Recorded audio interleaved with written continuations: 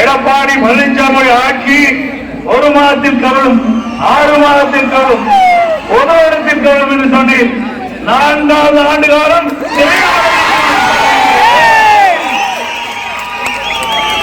எனக்கு சிறப்பான ஆட்சி இந்த 4 ஆண்டு காலத்திலே மக்களுக்கு வழங்கியிருக்கின்றோம். அடுத்து வருகின்ற இப்பொழுது வருகின்ற சட்டமன்ற பொதுத் தேர்தலும் அனைத்து இந்திய அண்ணா திராவிட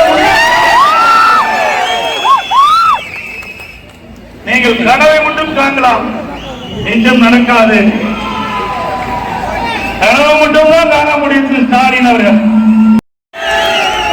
அது மட்டுமல்ல, இன்னொன்றையும் சொல்லுகின்றார், எடப்பாடி பழனிசாமி நேரடியாக மக்களால் தேர்ந்தெடுக்கப்பட்ட முதலமைச்சர் இல்லை என்று. நேரடியாக முதலமைச்சரால் நேரடியாக மக்களால் தேர்ந்தெடுக்கப்பட்ட முதலமைச்சர் நான் இல்லையா? உண்மைதான்.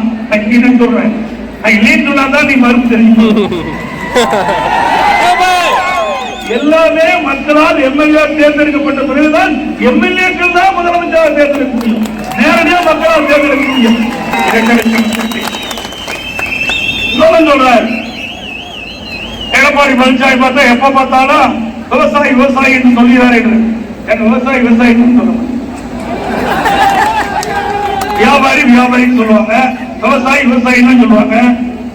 வேற என்ன சொல்ல முடியும்? ஸ்டாலின் அதெல்லாம் சொல்லு. இவருக்கு எந்த தொழிலும் இல்லை, நாங்க என்ன செய்ய?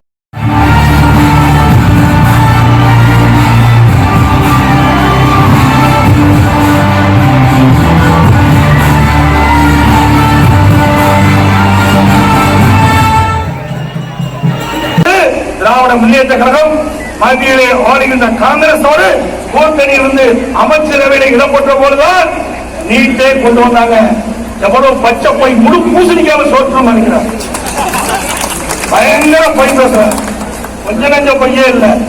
பொய் பேசுவதற்கு இன்னைக்கு நோபல் பரிசு கொடுத்தோம்னா ஸ்டாலினுக்கு கொடுத்தா பொருத்தமா